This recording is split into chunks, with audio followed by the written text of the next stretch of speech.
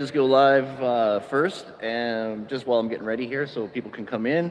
We got a delivery that just showed up, so hold on here. Let me see if I can lock off this freaking gimbal. If I hold it, there we go. Excellent. Okay, so yeah, I'm just gonna harness up, and I'm gonna jump on the lift, and then I'm gonna go up there. Up there. And I'll explain to you how the bulkhead and deflection works, okay? Because there's deflection in the wall, so you want to keep that through the bulkhead. You don't want to tie that into the wall. So I'm going to show you what I do to do that. And yeah, so just hanging out. Hope everyone's well. I'm working on the video of framing this, from framing this wall. I've been editing it for the past, well, since we started every night, I've been going home and stitching time lapses and cutting the clips and stuff like that. So I'm going to say by the end of the weekend, the video, like the how-to, should be out. So that's going to be another good one. I know the steel stud and framing videos are the best ones on my channel. So yeah, this is neat because it's on a CMU. Right, so which is concrete masonry. I still haven't found my teeth either, guys. I have a dentist appointment tomorrow. Hopefully they have the mold still, so I can just get another copy made real quick. But anyways, I just looking at myself in the camera, I was like, oh man, I wish I had my teeth. But anyways, so it's kind of unique. It's really neat. There's a technique you want to use to get the studs up.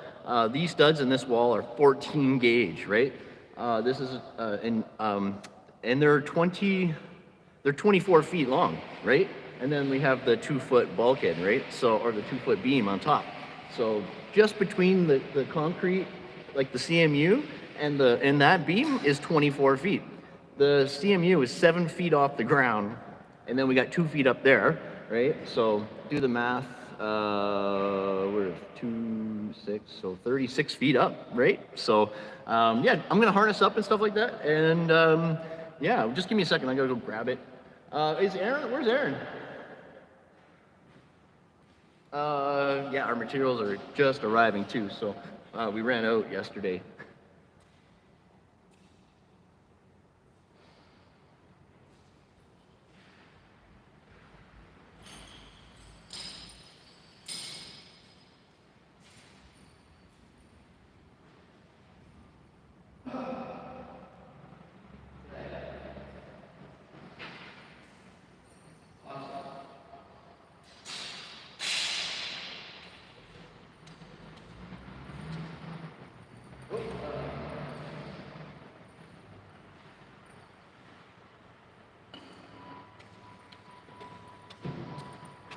So yeah, pretty cool. I don't know how many people have ever gone live from a scissor lift before. I don't know. I've never seen one, so I thought that was kind of cool. But yeah, if you're in the chat, say hello. Let me go to live chat. Hey, Mr. Rankin, there we go. What's up, buddy? Good morning. How are things, my man? How are you? Come on.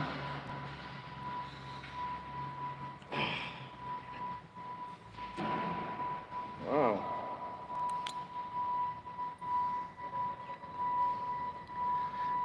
I went camping this weekend too, and I got a major sunburn, and wearing the harness and my pouch with the straps and everything, like, oh my god, my back was just shredded, dudes, just shredded, right?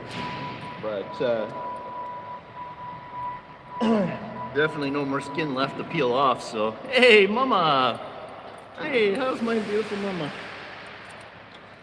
Excited for our trip. So we'll be in Ontario for the whole month of August, so that's exciting. And yeah, man, I finally told work yesterday, because we just started with these guys, right? Like, this is now our 3rd job with them. So I was like, had the guy here yesterday morning. I'm like, oh yeah, by the way, while I got you here, sorry to throw this on you, but I'm not going to be here for the whole month of August, right? He was like, whoa, really? I'm like, yeah, I'm so sorry, but yeah, but Lam and Aaron will be here, so like they can still do stuff, right? How's Mama doing? How are things down there? You know what's so weird, guys? Like, I don't understand why this phone is set up the way it is, and because I want to use the camera on the back, but to flip it, I need to like somehow flip it like this, go like that, and then flip it back right there. A lot of rain. Yeah, we've got a lot of rain as well. Oh, we've had a lot of rain too here. So, but yeah, we just built this wall this week, yeah, we kind of had issues with materials, so that's why it's taken so long.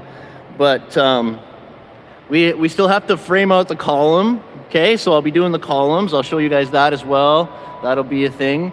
I didn't do a drywall video on this one, just because I'm getting really tired of looking at drywall videos, so like editing them and stuff. So I'm sorry I didn't do one on this one, but I'm going to storm on the East Coast, have some jobs shut down, eh? Wow.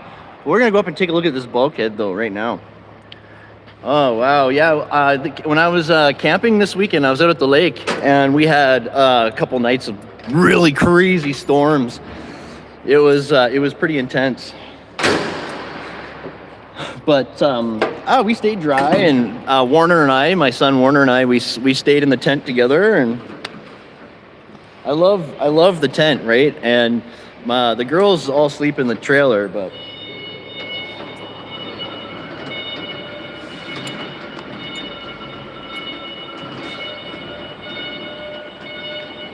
yeah, baby.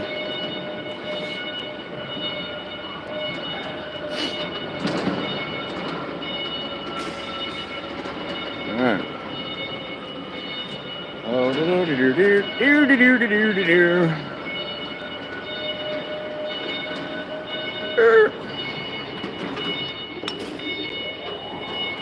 yeah, we'll cut them at 30, yeah? 30, right? Yeah, right on. It's perfect.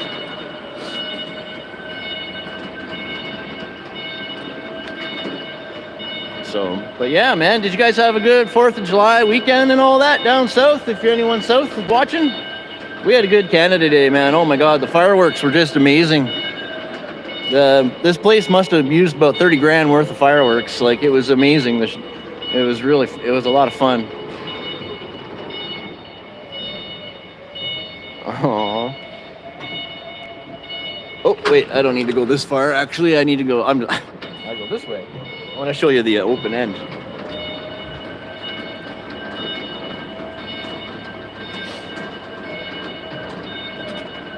Right about here. Yeah, that should do it. The 4th was awesome. Nice. I find it like both of our countries, like Canada and the US, we've been going through some pretty crazy stuff lately with politics and pandemic stuff and all kinds of crazy stuff with Aboriginals and blah blah blah. You know, you guys with Black Lives Matter and us with the Aboriginals, and man, oh man, it's been just crazy. So it was nice to see a bunch of it. Like, man, it was nice to see, like there's a nice crowd, and Alberta here is open for business again, and, fireworks, and it just, it brought tears to my eyes. This, just to celebrate something again, like, it was really nice. Okay. So yeah, in case anyone was wondering what it's like to be up here, let me, I'm gonna just tie my gimbal off to my arm, and we should be good to go. But yeah, so obviously I like to start on the hard side as much as possible, which in this wall is where all the pipes are, right? And work my way. So what I'm doing here is, before I drywalled, obviously, I shot hat track to the bottom of the beam. Okay, so just on the front here, every, whatever. Hey, Paul Peck, brother, what is up, my man? How's it going, dude? Man, fantastic to see you, bro. So cool. So yeah, I got this here, and the thing is too, like you got to keep in mind too that the drywall needs to still have deflection, so it'll slip up on the other side of the hat channel. Okay, so basically what I'm doing here, okay, is I'm building a free bulkhead that's away from this wall, so this wall can still move, right, if need be. Okay. And by doing that, and how to do that is by not screwing anything on this bulkhead, like any of the drywall, to here, right? So a lot of guys will put angle across this wall, right? Then return down and into. But if you want to keep deflection, that's not going to work, right? Because it's going to crack, it's going to break. So what I do is, this is a 20 gauge angle, okay? So I shoot angle at the top, shoot angle at the bottom, right? This also is insulated, this beam, okay? So the insulation, this helps the insulation stay in as well. And because it's so far out, I just, like I'm saying, I was able to shoot hat channel to it, and then I'll cap it, just like you see here, okay? Pretty simple stuff. It's just, yeah, you got to think about keeping them separate, right? Now, say for example, that this here, like the lip isn't big enough, right? And you can't shoot hat track to it, right? And say if you just run your sheet straight down, like so, okay, will there be a gap between the wall and here too big to tape or too big to hide, right? That's where it can get really tricky. But the solutions to this problem, okay, is by using the right material, okay? You can use angle and return it, screw it to here, but only screw it in up here, okay? You don't screw it into the wall, okay? So and that's for smaller pieces, for smaller gaps, okay? You can use angle. If the angle is too big, then really you really don't have a lot to worry about. Okay, the sheet can come down and just stay, right? You don't have to do a bottom cap. Okay, if the gap is only like a ½ inch or something like that, you can cock it, you can do whatever you want, right? But so the thermofiber and fire spray, so it depends on what is specified for the job. And a lot of times it depends on what the occupancy is for, okay? So like, and what they're doing in the space. But on this specific job here, this is insulated. Yes, I put R12 in either side of this beam, okay? And then it gets drywall and fire tape, and then it gets fire caulking, okay? Fire caulking. I would say like big plate gaps like this, yeah, you would want to spray cellufiber ideally on that after, okay? Spraying cellufiber across the whole front is actually a pretty good option, okay? But I think in this situation here, they're doing fire caulking, and these bigger gaps here, I don't know. You got to go as tight as you can, but with reason too, right?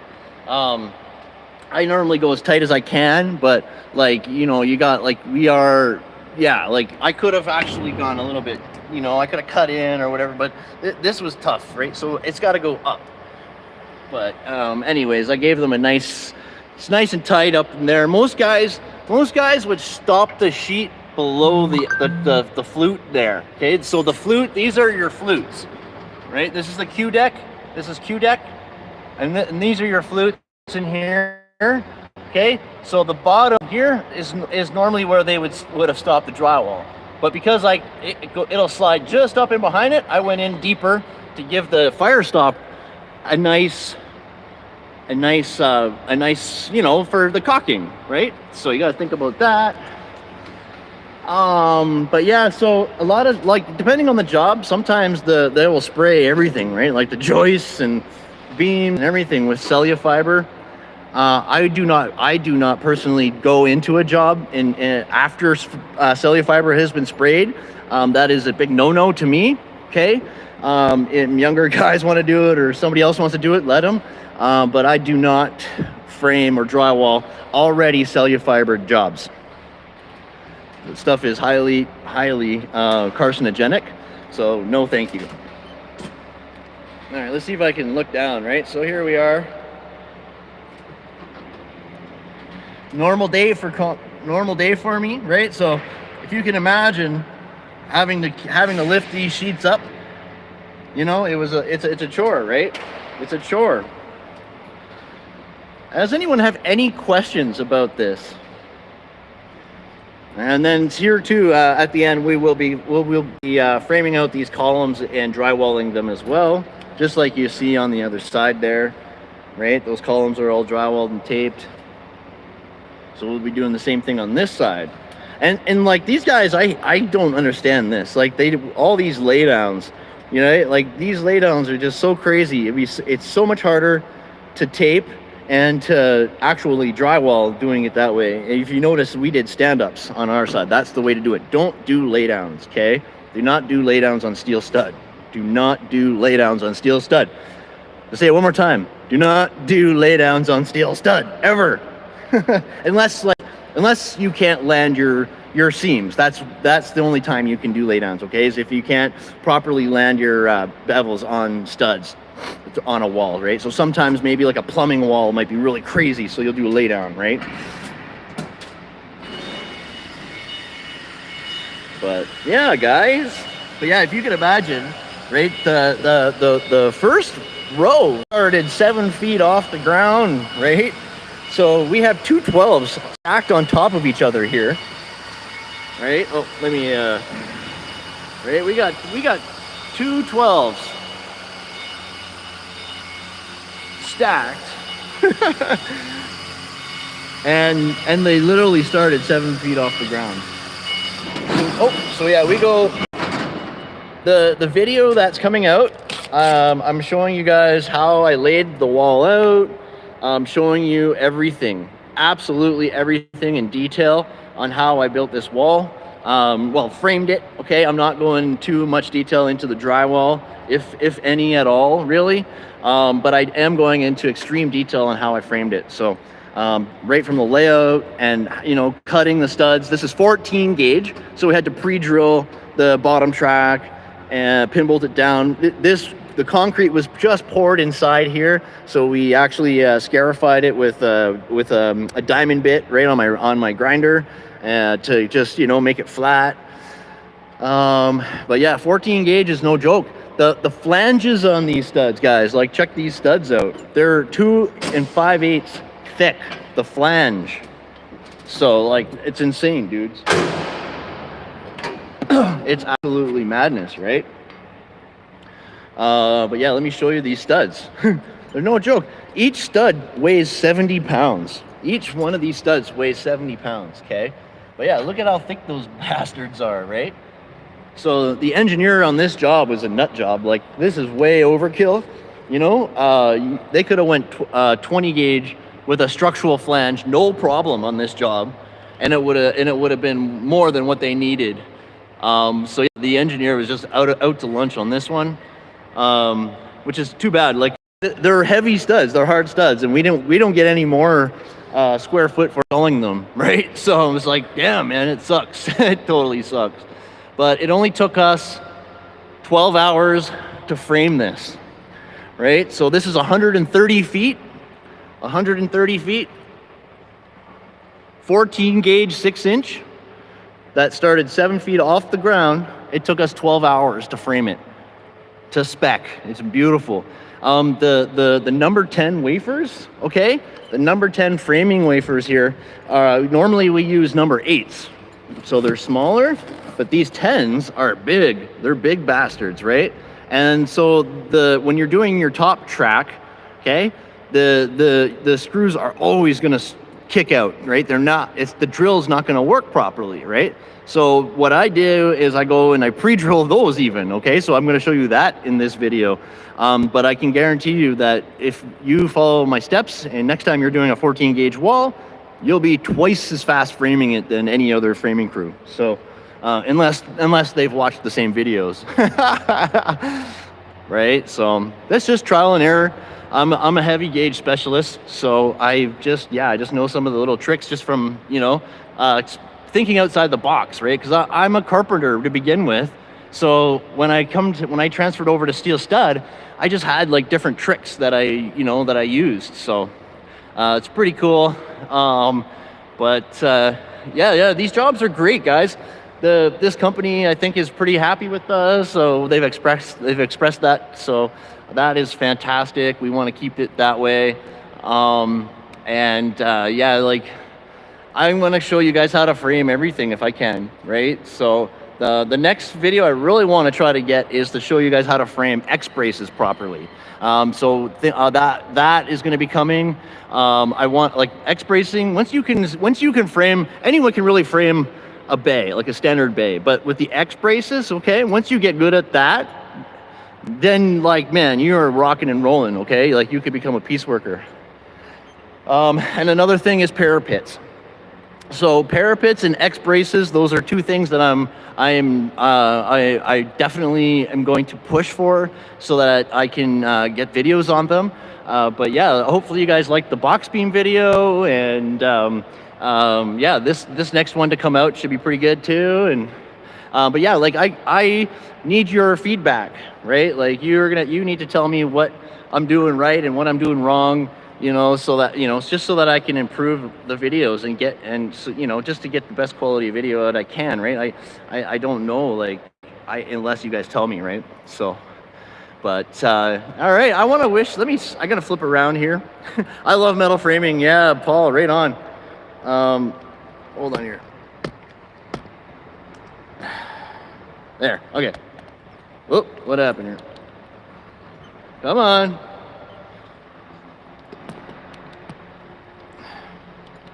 Come on, bugger. Jeez, man. Sorry, guys. Why not stagger your sheets?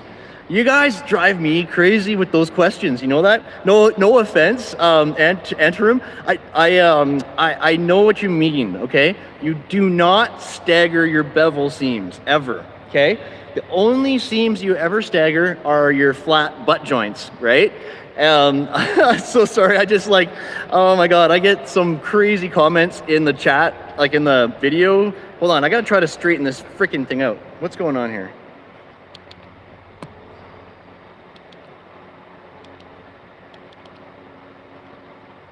Okay, oh. Come on.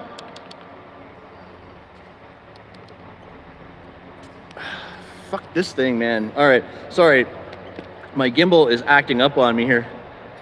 I've never seen bevel sheets. Okay, hold on here. Let me get closer to the sheet. Okay, so, oh shoot, hold on. I'm so sorry, guys. Just, let me flip the camera around. Hopefully I can get it to stay. Come on.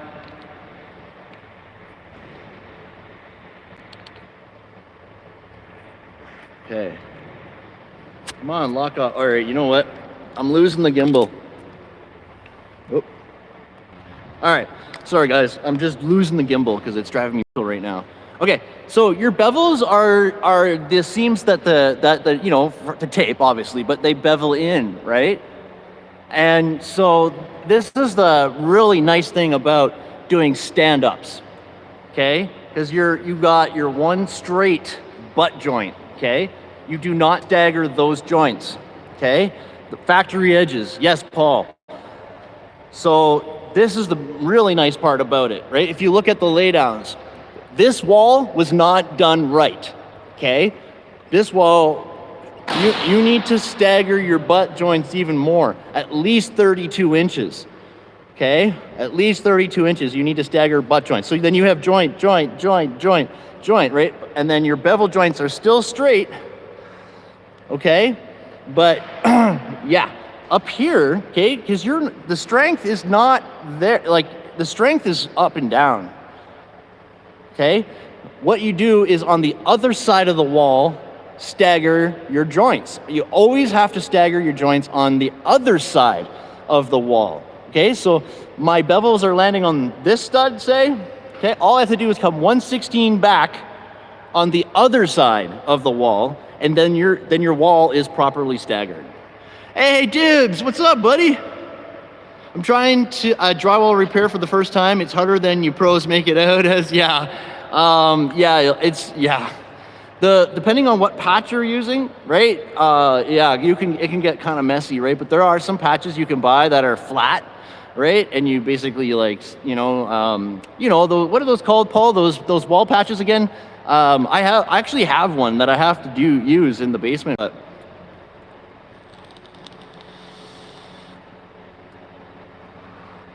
But yeah, that's how you stagger your joints on a stand-up wall, right? And stand-ups are just so much easier, so much nicer to tape. In fact, stand-ups are the only way to achieve proper fire rating on steel stud. When you do laydowns like that is now not fire rated properly to code. Okay, that is not proper fire rating. Not for Alberta, not for anywhere in Canada that I'm aware of. And probably not in the States either, okay? Laydowns on steel stud will void your fire, your fire whatever, your rating, okay? You need to do stand-ups to achieve your fire rating. So.